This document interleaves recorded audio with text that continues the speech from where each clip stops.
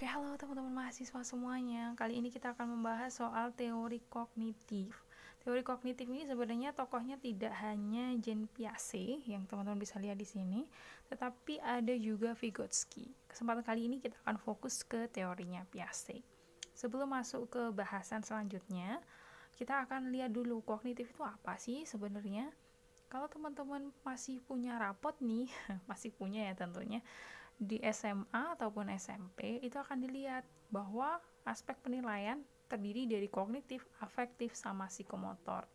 Nah, kognitif itu sendiri apa sih? Ternyata memang menggambarkan sebuah kemampuan kita untuk mengetahui atau memahami suatu materi.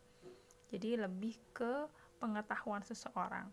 Nah, di sini saya menuliskan sebagai sebuah state of mental. Jadi memang proses untuk berpikir sekaligus juga menggambarkan tentang bagaimana kita mempersepsikan sesuatu.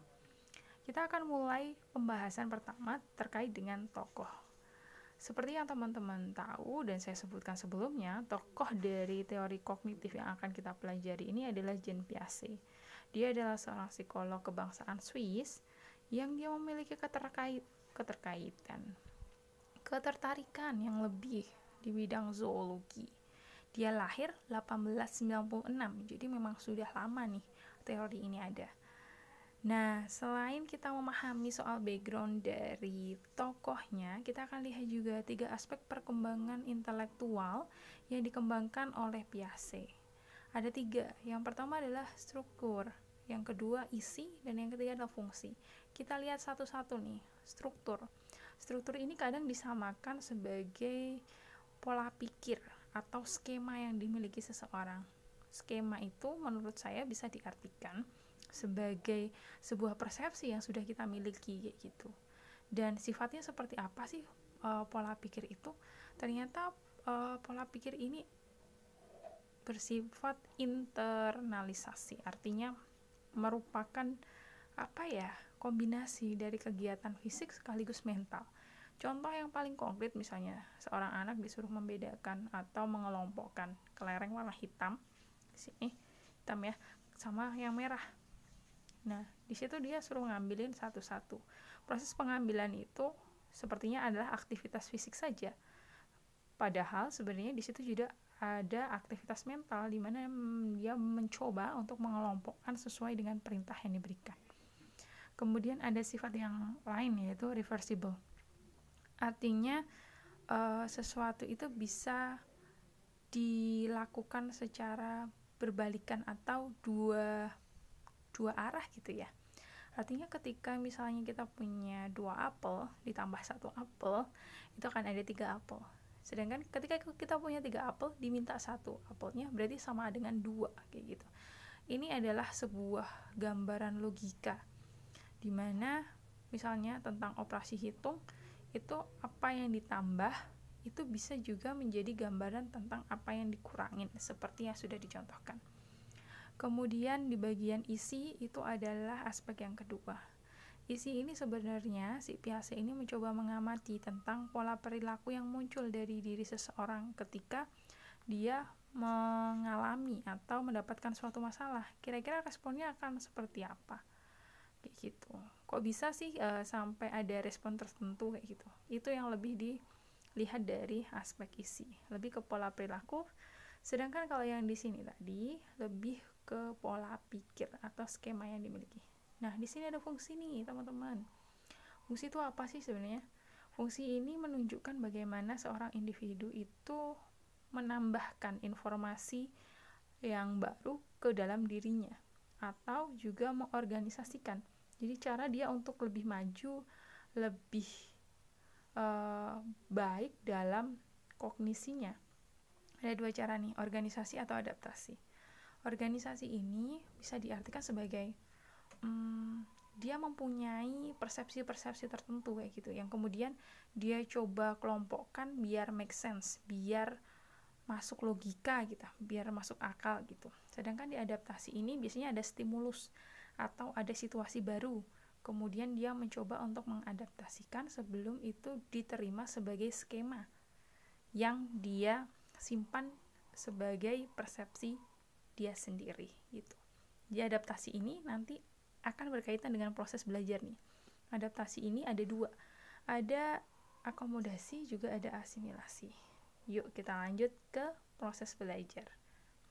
Di proses belajar, teman-teman akan melihat bahwa ternyata bagaimana seseorang akhirnya mempelajari sesuatu yang baru itu dimulai dari skema atau persepsi yang dia miliki itu berbenturan dengan situasi yang baru.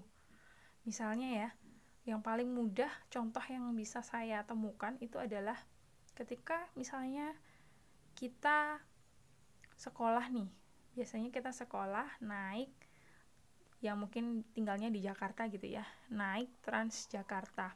Kita udah tahu caranya, bagaimana kita biasanya naik bus Trans. Kemudian kita pindah ke Jogja misalnya. Di Jogja juga ada Trans Jogja.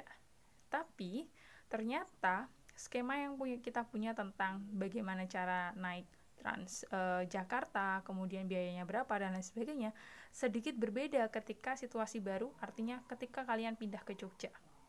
Caranya mungkin masih sama, bagaimana untuk bisa naik bis Trans, cuman mungkin dilihat dari segi biaya, itu mungkin berbeda. Nah, informasi baru tentang biaya itu akhirnya kita masukkan ke dalam skema yang kita miliki, dan itu disebut sebagai asimilasi.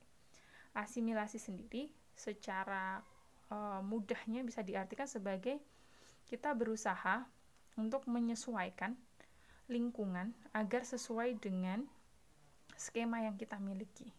Artinya lebih ke menambahkan informasi yang ada dari lingkungan. Jadi cenderung kita merubah lingkungan agar sesuai dengan diri kita. Artinya kita justru mendapatkan informasi yang baru nih dari situasi baru itu. Akhirnya muncul skema baru bahwa kalau naik Transjakarta itu biayanya segini. Sedangkan kalau naik Trans Jogja biayanya segini. Jadi ada perbedaan di situ. Dan perbedaan itu nanti menambah pengetahuan baru. Jadi dia hanya top up gitu, menambah pemahaman gitu. Jadi dia tidak perlu menyesuaikan skema yang dia miliki atau mengubah skema yang dimiliki, hanya perlu untuk menambahkan skema yang dimiliki. Di sini ada ekuilibrasi. Itu adalah proses aja di mana adaptasi itu berlangsung, kemudian kita akhirnya bisa menerima skema baru yang kita dapatkan gitu. Selanjutnya, kalau misalnya skema baru itu bertemu dengan situasi yang baru di tempat yang baru, misalnya masih tentang moda transportasi. Teman-teman yang dulunya tinggal di Jakarta gitu ya, tinggal di Jakarta, naiknya Transjakarta, kemudian pindah misalnya ke let's say luar negeri gitu ya, dan di luar negeri ada moda transportasi yang disebut sebagai tram misalnya. Tram itu adalah mirip dengan bis atau kereta gitu, yang dia gerbongnya nggak terlalu panjang misalnya kayak gitu. Dan cara untuk bisa menggunakan atau naik moda transportasi tram itu beda dengan cara naik Transjakarta misalnya. Dan itu teman-teman harus merubah cara berpikir bahwa kalau naik Transjakarta gini. Ternyata ada informasi yang baru yang sangat berbeda yang teman-teman harus cerna, harus coba untuk dipahami agar nanti timbul atau muncul skema baru yang bisa diterima.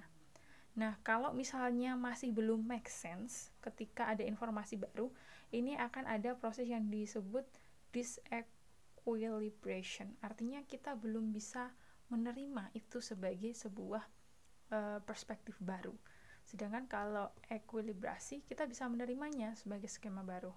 Kalau misalnya belum bisa diterima, mungkin kita harus mencoba 1-2 kali naik moda transportasi tram itu sampai kita make sense, tahu gimana cara sebenarnya naik tram itu. Gitu contohnya ya. Semoga jelas ya. Kemudian di bagian selanjutnya kita akan membahas soal tahapan perkembangan. Ada 4 tahapan perkembangan yang coba untuk disampaikan oleh Piaget. Yang pertama adalah sensori motor. Sensori motor itu apa sih? Kayak gitu. Artinya memang anak-anak usia 0 sampai 2 tahun itu mereka masih mengandalkan alat inderanya untuk mengenali sesuatu, untuk mendapatkan informasi tentang lingkungan yang ada di sekitarnya gitu. Jadi mereka masih mengandalkan tangannya lah, atau masih mengandalkan matanya dengan dia melihat seseorang untuk mengamati gitu.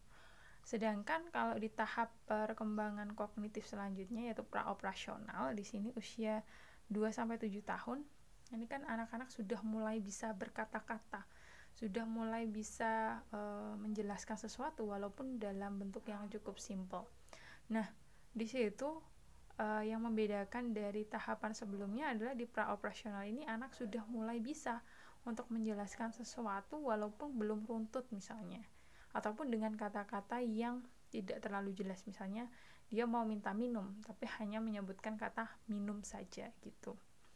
Kemudian tahapan perkembangan selanjutnya adalah operasional konkret usia 7 sampai 11. Cara berpikirnya sudah lumayan baik. Dia bisa menjelaskan sesuatu yang jelas bentuk secara fisiknya. Misalnya ada tugas untuk anak SD untuk sebutkan apa saja yang kamu miliki di dapur misalnya.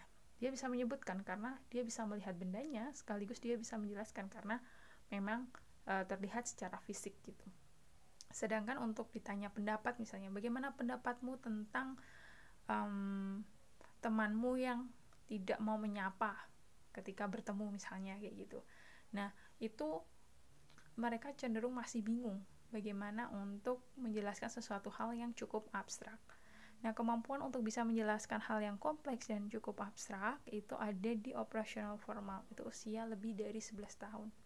Jadi di situ anak sudah mampu untuk menjelaskan sesuatu yang lebih kompleks, mengambil keputusan akan hal yang misalnya sedikit abstrak atau sangat abstrak gitu ya.